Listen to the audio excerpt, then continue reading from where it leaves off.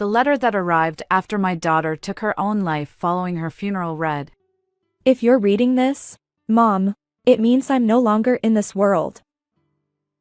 I continued reading her message in a daze, unable to comprehend. Learning that my beloved daughter had ended her life at the age of 27 left me stunned. The pain was overwhelming, and I even considered following her. But the letter's final words were chilling. "Mom, please seek revenge on my behalf." Terrified, I rushed to the police. I'm Mary, 63 years old. Thanks to my kind husband, I've led a happy life. Our pride and joy is our daughter Vivi, who is turning 27. She's beautiful and compassionate.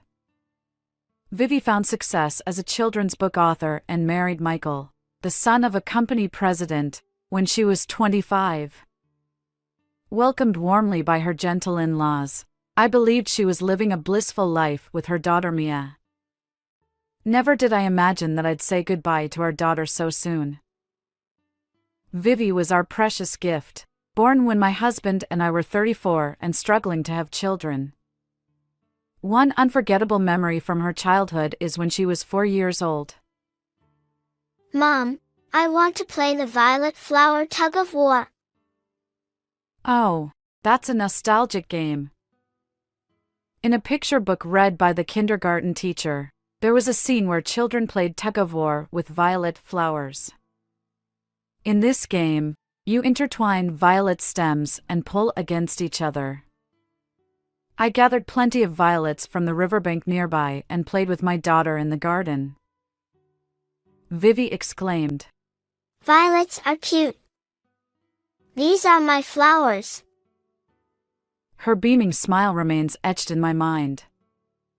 As she grew up, she was kind-hearted and beloved by neighborhood kids and classmates alike.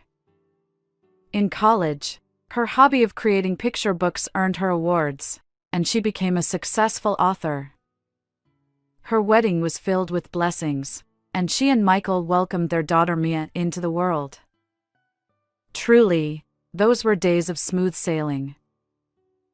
Looking back, it was about a year ago, shortly after Mia was born and Vivi's father-in-law passed away, that her seemingly idyllic life began to unravel. Michael, who had been the vice president at the company, took over as president. Worried about Karen, Vivi's mother-in-law who would be living alone, Vivi and her husband decided to live with her at Karen's house. Around that time, I noticed something subtly off about Vivi. Each time we met, she appeared thinner, her complexion paler. It was about 6 months ago when Vivi visited our house. "Why did you come alone? How's Mia?" I asked.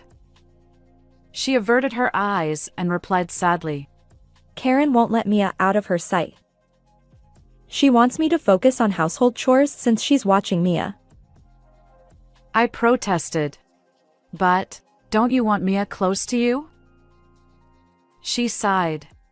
"I do, but I think Karen is infatuated with Mia." According to Vivi, Michael was swamped with work and couldn't lend a listening ear. I felt Vivi's emotions and became disheartened. Talking to Mom about my complaints made me feel better. However, it seemed unusual for patient Vivi to be troubled. I suggested, "If it's difficult, why not come home for a while?" She hesitated, then, "Maybe, but I'll endure a bit longer. Once Michael's work settles down, he'll listen, I believe." With a heavy heart, she left. And that was the last time I saw my daughter. I'll forever regret not holding her back more strongly during that visit from Vivi. Afterward, despite my repeated attempts to call my daughter's cell phone, I couldn't get through. Unable to bear the uncertainty, my husband and I visited Vivi's home. However, Karen turned us away with a curt, "She's not here." leaving us in the dark about Vivi's well-being. Desperate, I contacted Michael, but his response was far from comforting. Family dynamics are fine. Besides, even if she's your only daughter, meddling in the affairs of a married child is overly protective, don't you think? His lack of understanding left me disappointed. As I worried about Vivi, time slipped away, and there was nothing more I could do. Then, several months later, Michael called out of the blue. Please stay calm. He began. Vivi has taken her own life. The unbelievable words left me in shock, and the world seemed to darken before my eyes. What? No way. I stammered, my trembling hands clutching the phone. According to Michael, Vivi had obtained poison online and left a farewell note on her computer. Life is too painful. I'm going to the other side. When he arrived home early one day, he found Vivi collapsed. Karen and Mia were out at the time. Despite Michael's efforts, Vivi was already cold, lifeless. An ambulance was called, but at the hospital, they confirmed her passing, and she was taken to the mortuary without any chance of treatment. I was deeply shocked. If Vivi was suffering so much, why didn't she confide in me? And the fact that Vivi, who cared so much for Mia, took her own life. I simply couldn't believe it. My husband and I rushed to the hospital, where we found Vivi lying there, unrecognizable. In a panic, I clung to my daughter, pleading, "No, Vivi. Please open your eyes." But no matter how much I called out, she remained silent. My husband's shoulders shook alongside mine. It felt like a nightmare, our precious treasure gone. The police questioned my son-in-law, who answered solemnly with a pale face. Despite investigating for any signs of foul play, Vivi's sudden passing yielded no suspicious clues. 4 days later, we attended her funeral, supported by my husband.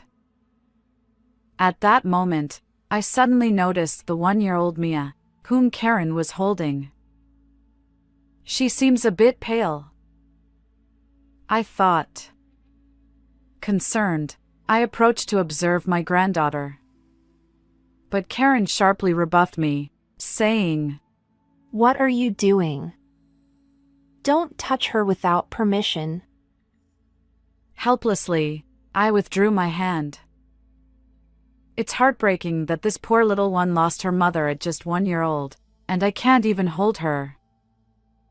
As I observed my distressed daughter, I blamed myself for not being able to provide enough support. Later, my son-in-law offered to dispose of Vivi's belongings, but at that point, nothing mattered. All I wanted was my daughter's life. After the funeral, I returned home and collapsed, utterly drained of energy. A week after the funeral, my daughter's childhood friend Daisy visited our home.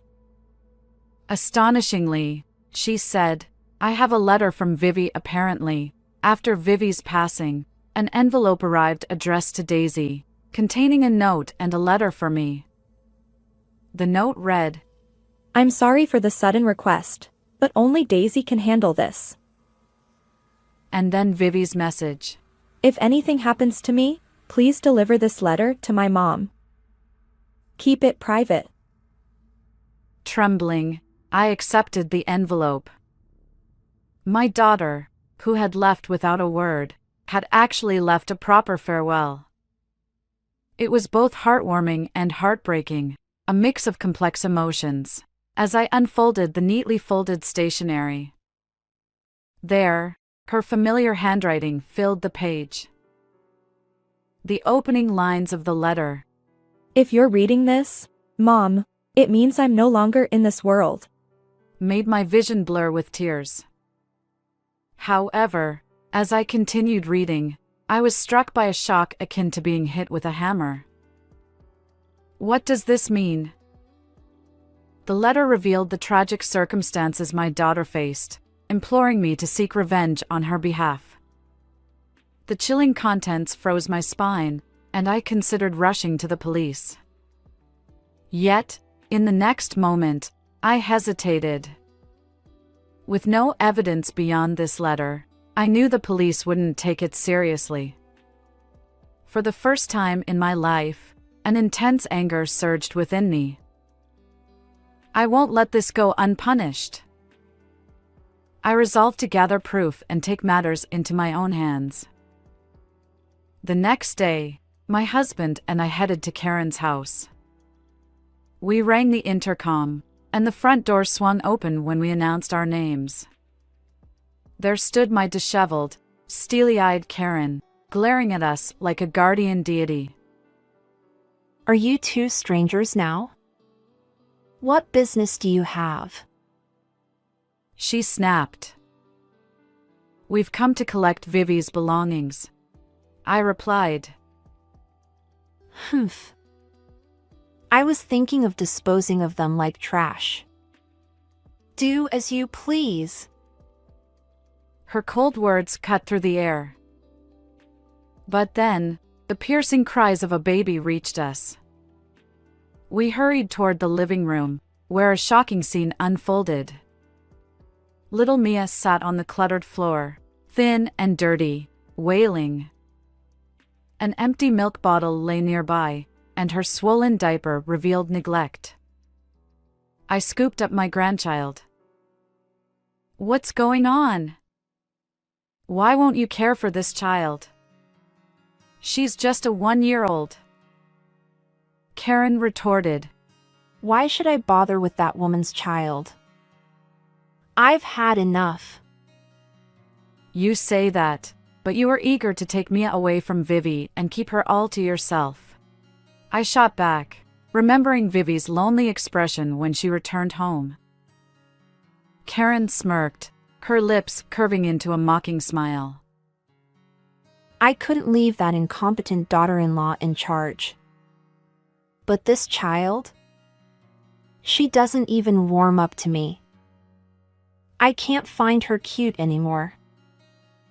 Beside Karen, who continued to offer baseless excuses, I attended to Mia, changing her diapers, feeding her milk, and caring for her. Karen's angry voice persisted. Even though she's completely useless, she went to such embarrassing lengths, tarnishing our reputation. It's all because of her upbringing. As she spoke, I clenched my lips, resisting the urge to retort. I wondered if Vivi had endured this constant berating. Poor Vivi. I silently endured, knowing there was a reason. Unbeknownst to Karen, my husband had been investigating Vivi's belongings. His anger simmered beneath the surface. Vivi's possessions lay haphazardly under the dimly lit staircase down the hallway. There, a thin mattress and tattered blanket hinted at what had been Vivi's room during her lifetime. She hadn't even been given a proper space. Instead, she slept in this dismal corner. My husband's fists trembled with emotion. If only he knew the truth about our daughter's suffering. As the situation unfolded, Karen contacted Michael, and he returned home. His anger flared as he confronted us. How dare you barge in like this? Take Vivi's belongings and leave. His eyes narrowed at us, and he continued. We'll leave soon, but I have a request. Please let us take Mia. The current situation is becoming unbearable. Michael scoffed. That crying brat? I've never found her cute. She's just like useless Vivi. Take her with you. He grabbed my arm, intending to drag me toward the entrance while I held my grandchild in my arms. Be gentle. Mia will get scared. I protested.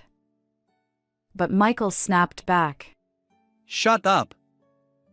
Don't talk back to me. Just then, my husband's voice echoed through the room. We know you used Vivi's savings from her single days. We want it back. He declared, holding a cardboard box containing our daughter's belongings. Michael stammered. What? I don't know anything about that. Vivi must have used it on her own. His face turned pale, and in that moment, my husband and I exchanged a knowing glance. We had all the evidence we needed. Vivi taking her own life is a lie. You two are responsible for her demise. I'll never forgive you. I shook off my son-in-law's grip and glared at him and Karen. Michael retorted. What nonsense! We'd never do such a thing. His eyes widened momentarily at my words, but seconds later, he burst into laughter. I promptly showed him Vivi's letter. It meticulously detailed the mistreatment she endured at the hands of her in-laws. Since moving in, Vivi had been deprived of her daughter, unable even to see her. She was treated like a servant, ordered to comply if she wanted to visit Mia. Her phone was confiscated, and she suffered daily abuse. Meanwhile, Michael, without defending Vivi, sided with his mother. At the time, he faced another problem. The family business was in the red. After Vivi's father-in-law passed away, leaving substantial debt, Michael became the new president. Desperate, he embezzled all of Vivi's successful children's book author savings, $450,000 for company funds. But it was futile. The business continued to struggle. Vivi's health deteriorated, and she feared for her safety. In her letter, she even suspected that Michael coveted the $300,000 life insurance policy they took out as a couple. That's not evidence. It's Vivi's imagination. Even when confronted with Vivi's letter and the facts, my son-in-law remained nonchalant. That's when my husband presented the evidence he found among Vivi's belongings. It included a vial containing what appeared to be poison and a baby monitor. When my husband pressed play, the video showed Karen sprinkling something into Vivi's food, a potentially lethal act. It also captured Michael verbally abusing Vivi and physically assaulting her. At the video's end, Vivi's words lingered. I'll survive for Mia's sake, even if I have to bite the bullet. If my life is cut short, consider it stolen by my in-laws. Her tone, as she stared into the camera, conveyed determination, not despair. Seeing this, Michael and Karen turned pale, trembling. We'll submit all of this to the police for investigation, I declared. Stop. Hand it over. Desperate, they tried to snatch the evidence from my husband's grasp. Stop! This entire conversation is on speakerphone through my cell phone, I shouted, causing my in-laws to recoil. As a precaution, I had contacted Daisy to monitor the situation. My phone was connected in a call, and Daisy and Vivi's childhood friends were all listening. Daisy had already reported to the police. Realizing the dire situation, Michael, sweat forming on his forehead, suddenly changed his tune. Look, I'm sorry. I'll definitely return Vivi's savings. Please tell the police it was all a misunderstanding. I scoffed. What? Even if you return the money, our daughter won't come back. We'll never forgive you. Karen, who had been sulking until then, tearfully pleaded. Wait. If this continues, Mia's family will be labeled criminals. Is that okay? Even she, in her sudden change of heart, joined the plea. Perhaps inspired by his mother's desperation, Michael collapsed to his knees beside her. For Mia's sake, her family is better off without people like you. Confess your actions honestly to the police. Shortly after, the police arrived, and Michael and Karen were escorted away in a patrol car. Afterward, the two were convicted. During police interrogations, it was revealed that they forcibly held Vivi down and coerced her to ingest poison, all in pursuit of the life insurance money. The computer purchase information and the farewell letter attributed to Vivi turned out to be Michael's fabrication. They were both held accountable for taking a life. We sought $450,000 from Vivi's savings, $30,000 in compensation, and $90,000 for Mia's. Vivi's in-laws sold their sole remaining property, a house and land, to meet these demands. Even if they step beyond prison walls, a thorny path awaits them. Meanwhile, my husband and I are raising our grandchild. Mia thrives, her plump cheeks reminiscent of Vivi. And in our garden, violets bloom abundantly. When Mia grows a little older, I plan to reminisce about our daughter while playing tug-of-war with Violet. How did you find this story? Don't forget to subscribe to our channel. Until next time in our next video.